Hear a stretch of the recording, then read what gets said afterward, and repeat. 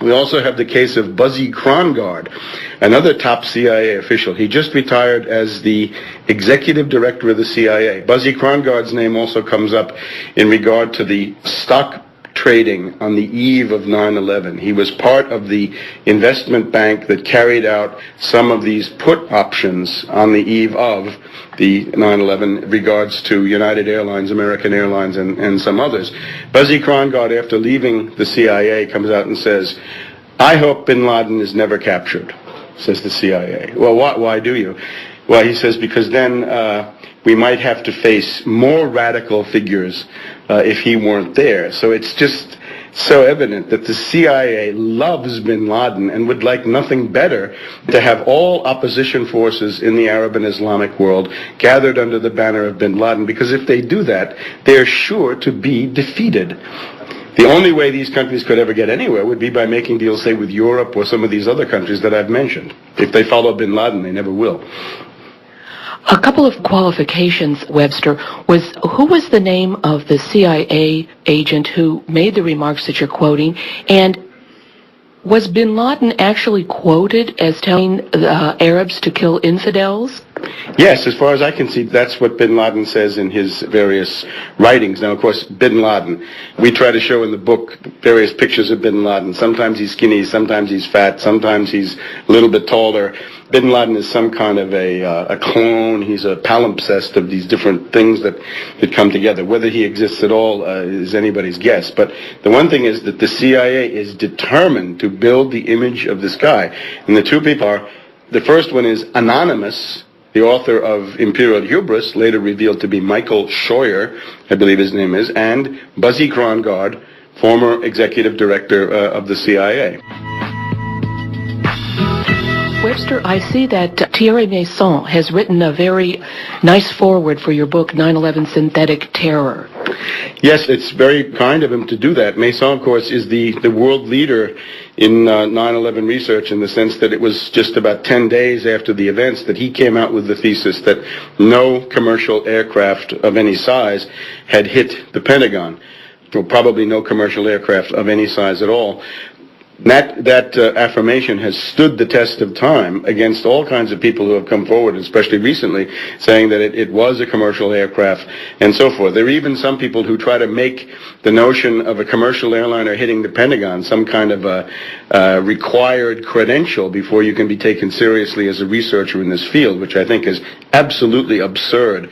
And I would just take this opportunity to say we don't need gatekeepers, border guards, thought police, or whatever in this debate. We need rather an open debate in which it's perfectly legitimate to attack people for their ideas, but not this kind of ad hominem stuff. Masson writes in his introduction that my work is a new genre. It's a new track of investigation into this.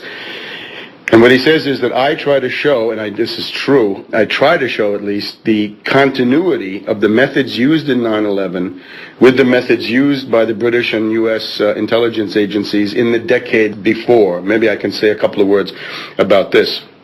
One side of it is the invisible government. Who has the technical ability and the motivation to bring about events on this scale? Well, think back to Iran-Contra. Think back to Senator Inouye making a remark in the course of those hearings in the middle of the 80s that there was in the United States an invisible government with its own Pentagon, its own State Department, its own Treasury, its own foreign policy, its own military line, and its own notion of how world affairs ought to be shaped.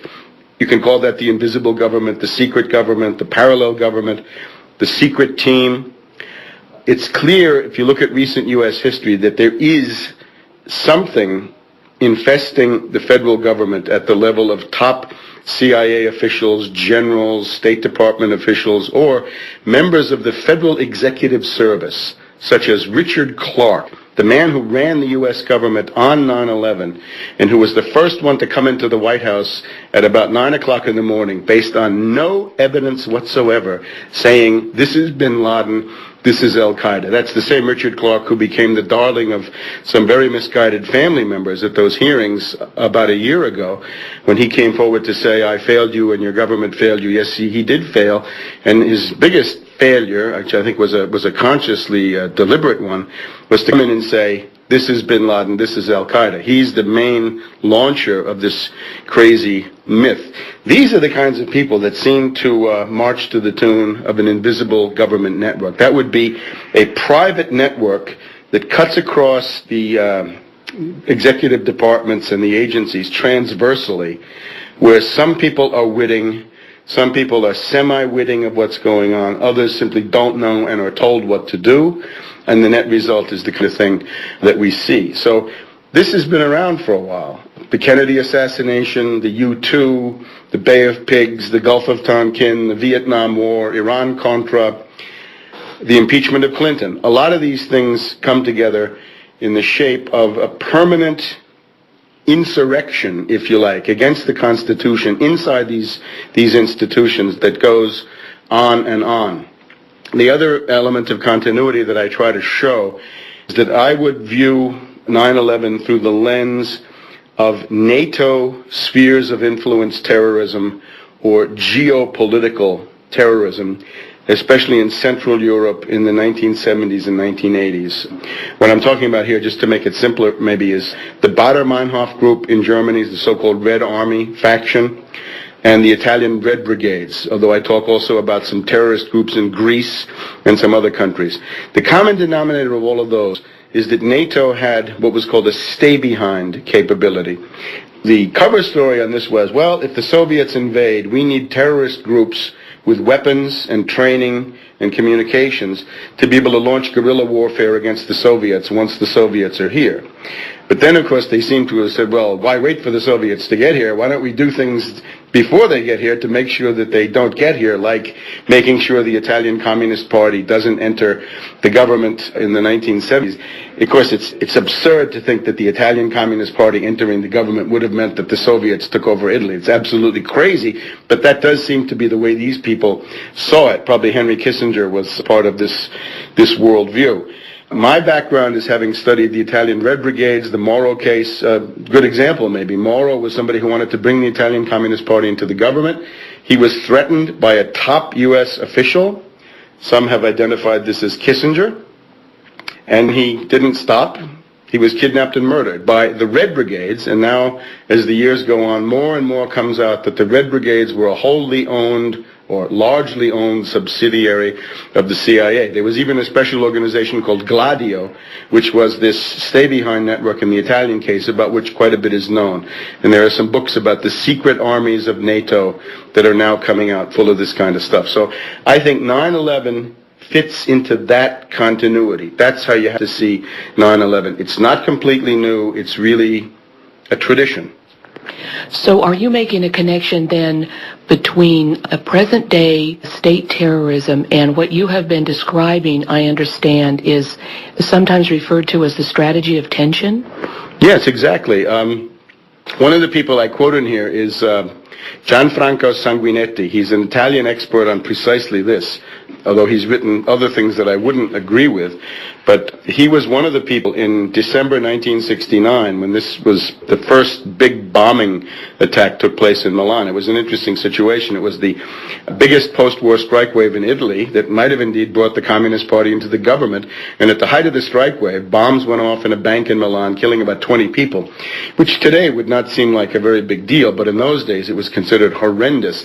And this then led to a kind of a partial state of martial law, where the trade unions and the left-wing parties were essentially knocked onto the defensive, and people were terrified by police-state measures going on, and that seems to have been the goal. And in retrospect, it looks like those bombs came out of the NATO offices in northeast Italy, in Verona, Piacenza, and places like this. So I think that's, yes, exactly. The strategy of tension is exactly the kind of thing you have to think of as being the tradition where 9/11 fits in.